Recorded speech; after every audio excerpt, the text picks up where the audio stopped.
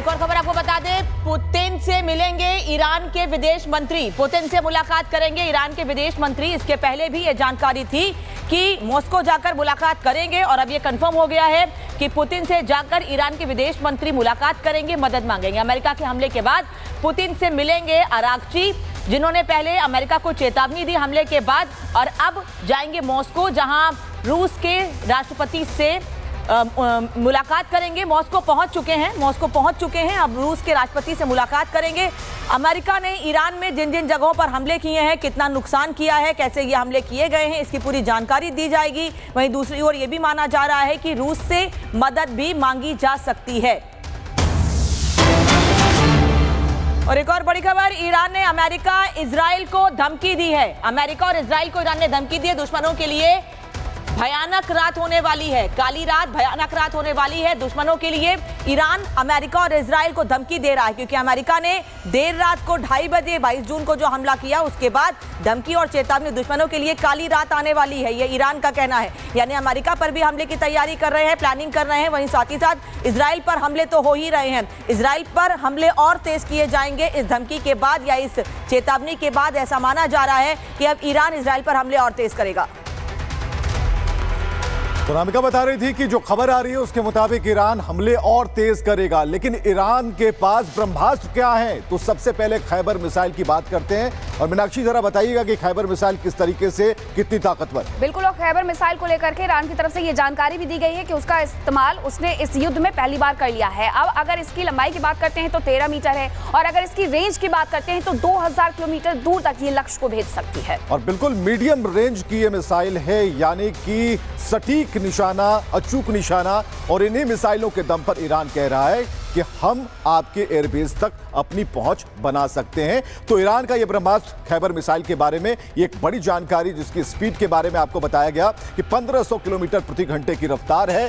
Payload का जो वजन है वो 1500 किलोग्राम है। लंबाई जो आप देख पा रहे हैं वो 13 मीटर है। और जो टाइप है, यानी किस टाइप का मिसाइल है, तो ये मीडियम रेंज बैलिस्टिक मिसाइल इसे कहा जाता है, यानी कि घातक मिसाइल है। और बैलिस्टिक मिसाइल से हमला करके मीनाक्षी एक बड़ी तबाही ईरान ने पहुंचाई भी है। बिल्कुल, इस खैबर मिसाइल के बारे में ईरान की तरफ से जानकारी दी गई है। उसका ये तक कहना है कि तेल अवीव से लेकर के यरूशलेम तक जो नुकसान पहुंचा है वो इसी मिसाइल की वजह से पहुंचा है ये नुकसान। अगली खबर क्या है बताएंगी अनामिका।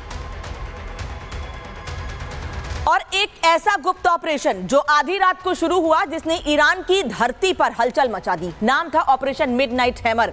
इसका मकसद था ईरान के सबसे संवेदनशील परमाणु ठिकाने को ध्वस्त करना। आज हम आपको दिखाएंगे कि इस हाई क्लास मिलिट्री मिशन के पीछे की प्लानिंग और अंजाम की इनसाइड स्टोरी है क्या। रिपोर्ट देखिए।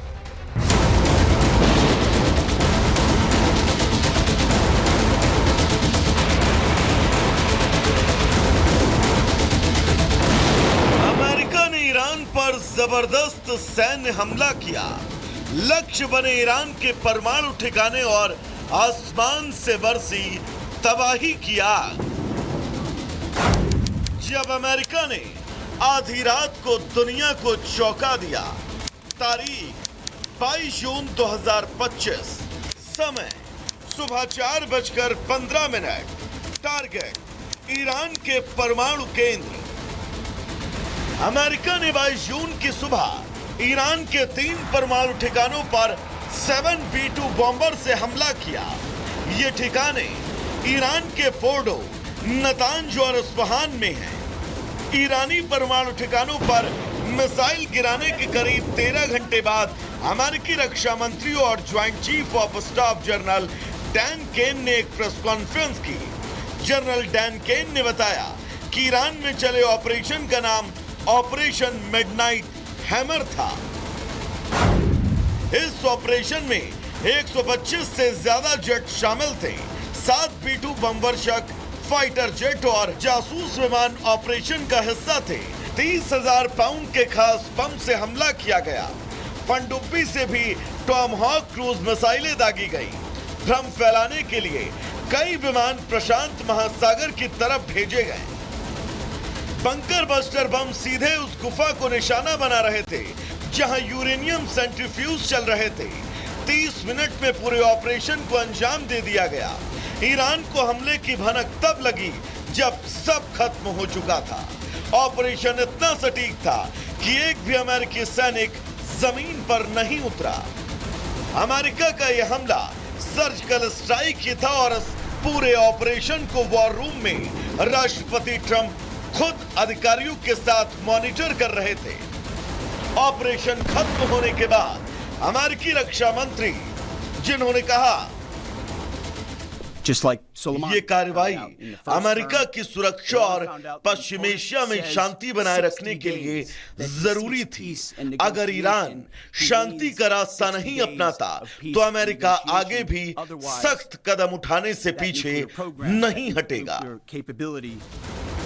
अमेरिका का कहना है यह हमला ईरान के परमाणु कार्यक्रम को सीमित करने के लिए किया गया, लेकिन क्या यह हमला किसी बड़े युद्ध का संकेत है? ऐसे में दुनिया की प्रतिक्रिया की बात करें तो ईरान ने कहा यह हमला अवैध है, हम इसका जवाब देंगे। इजराइल ने कहा सही समय पर सही प्रहार होगा। रूस ने कहा क्षेत्र में आग लगाई गई है। संयुक्त राष्ट्र ने शांति की अपील की है। अमेरिकी हमले से बौखला ईरान ने पलटवार की धमकी दी। ईरान के पलटवार पर अब पूरी दुनिया की नजर है। हालांकि इस ऑपरेशन के पीछे की सच्चाई अभी भी धुंध में है, लेकिन इतना तय है मिडनाइट हैमर ने मिडिल ईस्ट में तनाव की आग भड़काई है और यह भी तय कि ईरान की जमीन पर गिरा अमेरिकी हथियारों का कहर विश्व की राजनीति में एक नया अध्याय लिखेगा।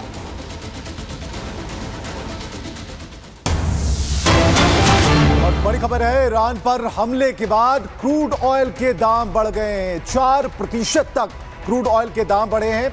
ईरान ने हॉर्मुज स्ट्रेट को बंद करने की धमकी दी। इसके बाद तेल महंगा हो रहा है, लेकिन इसके इंपैक्ट पर लगातार बात चल रही है कि विश्व पर कितना व्यापक असर पड़ेगा। वैसे देश जो कि आयात करते हैं, 4% तक क्रूड ऑयल के दाम बढ़ने जा रहे हैं और ईरान पर हमले के बाद दाम बढ़ने के ये बड़ी खबर के तौर पर ये खबर सामने आई है।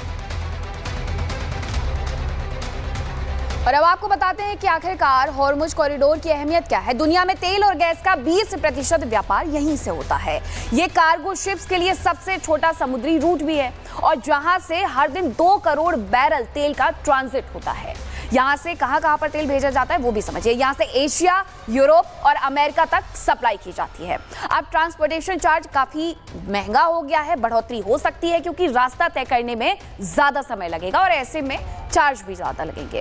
अब तेल के दामों में इस वजह से उछाल आएगा और कीमतें बताया जा रहा है कि $100 प्रति बैरल को पार कर सकती हैं, जिससे ग्लोबल महंगाई का खतरा बढ़ जाएगा। और यही वजह है कि बार बार ये कहा जा रहा है कि अब आने वाले वक्त में जो महंगाई है वो देखने को मिलेगी। ग्लोबल पर इसका फर्क पड़ेगा, ग्लोबल स्तर पर इसका फर्क पड़ने वाला है और अभी तक 4% जो क्रूड ऑयल की कीमतें हैं उनमें उछाल देखा गया है। जो ये पूरा रास्ता है उस रास्ते से तेल की आवाजाही कहीं ना कहीं फर्क उस पर पड़ रहा है और यही वजह है कि क्रूड ऑयल के दामों में बढ़ोतरी अभी और होगी।